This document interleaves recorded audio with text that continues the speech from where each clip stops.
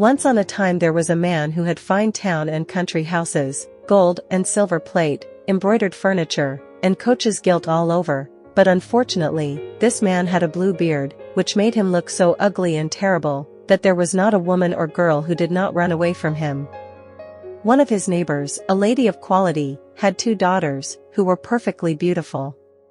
He proposed to marry one of them, leaving her to choose which of the 2 she would give him.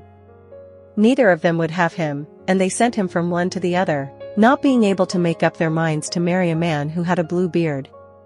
What increased their distaste to him was, that he had had several wives already, and nobody knew what had become of them.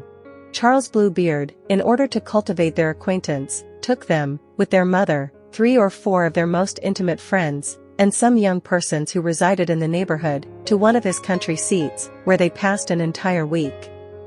Nothing was thought of but excursions, hunting and fishing, parties, balls, entertainments, collations. Nobody went to bed. The whole night was spent in merry games and gambols.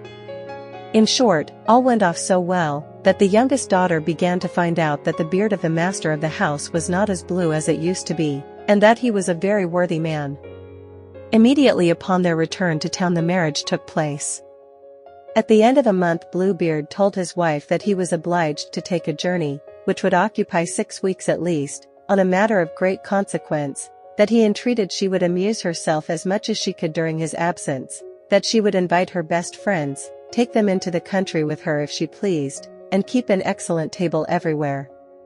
"Here," said he to her, "are the keys of my 2 great storerooms. These are those of the chests in which the gold and silver plate is kept, that is only used on particular occasions. These are the keys of the strong boxes in which I keep my money.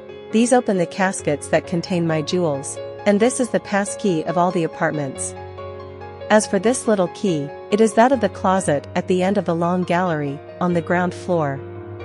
Open everything, and go everywhere except into that little closet, which I forbid you to enter, and I forbid you so strictly, that if you should venture to open the door, there is nothing that you may not have to dread from my anger." She promised to observe implicitly all his directions, and after he had embraced her, he got onto his horse and set out on his journey. The neighbors and friends of the young bride did not wait for her invitation, so eager were they to see all the treasures contained in the mansion, not having ventured to enter it while the husband was at home, so terrified were they at his blue beard. Behold them immediately running through all the rooms, closets, and wardrobes, each apartment exceeding the other in beauty and richness. Charles they ascended afterwards to the storerooms, where they could not sufficiently admire the number and elegance of the tapestries, the beds, the sofas, the cabinets, the stands, the tables, and the mirrors in which they could see themselves from head to foot, and that had frames some of glass, 2, some of silver, and some of gilt metal, more beautiful and magnificent than had ever been seen. They never ceased enlarging upon and envying the good fortune of their friend, who in the meanwhile was not in the least entertained by the sight of all these treasures, in consequence of her impatience to open the closet on the ground floor. Her curiosity increased to such a degree that, without reflecting how rude it was to leave her company, she ran down a back staircase in such haste that twice or thrice she narrowly escaped breaking her neck.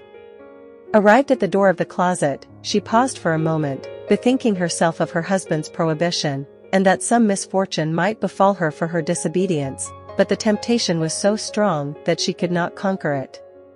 She therefore took the little key and opened, tremblingly, the door of the closet.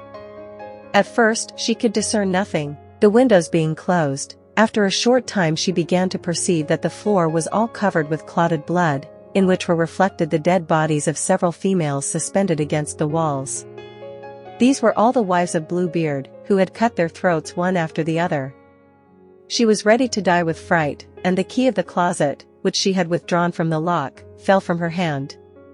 After recovering her senses a little, she picked up the key, locked the door again, and went up to her chamber to compose herself, but she could not succeed, so greatly was she agitated. Having observed that the key of the closet was stained with blood, she wiped it 2 or 3 times, but the blood would not come off. In vain she washed it, and even scrubbed it with sand and freestone, the blood was still there, for the key was enchanted, and there were no means of cleaning it completely. When the blood was washed off one side, it came back on the other. Charles Bluebeard returned that very evening, and said that he had received letters on the road informing him that the business on which he was going had been settled to his advantage. His wife did all she could to persuade him that she was delighted at his speedy return. The next morning, he asked her for his keys again. She gave them to him, but her hand trembled so that he had not much difficulty in guessing what had occurred. "How comes it," said he, "that the key of the closet is not with the others?" "I must have left it," she replied, "upstairs on my table." "Fail not," said Bluebeard, "to give it me presently." After several excuses, she was compelled to produce the key. Bluebeard, having examined it, said to his wife, "Why is there some blood on this key?" "I don't know," answered the poor wife, paler than death. "You don't know?" rejoined Bluebeard. "I know well enough. You must needs enter the closet."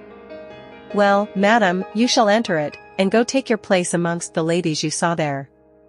She flung herself at her husband's feet, weeping and begging his pardon, with all the signs of true repentance, for having disobeyed him. Her beauty and affliction might have melted a rock, but Bluebeard had a heart harder than a rock. "You must die, madam," said he, and immediately. "If I must die," she replied, looking at him with streaming eyes, "give me a little time to say my prayers." "I give you half a quarter of an hour," answered Bluebeard, "but not a minute more." As soon as he had left her, she called her sister, and said to her, "Sister Anne," for so she was named, "go up, I pray thee, to the top of the tower, and see if my brothers are not coming. They have promised me that they would come to see me today, and if you see them, sign to them to make haste." Sister Anne mounted to the top of the tower, and the poor distressed creature called to her every now and then, "Anne! Sister Anne! Dost thou not see anything coming?" And Sister Anne answered her, "I see nothing but the sun making dust, and the grass growing green." In the meanwhile Bluebeard, with a great cutlass in his hand, called out with all his might to his wife, "Come down quickly,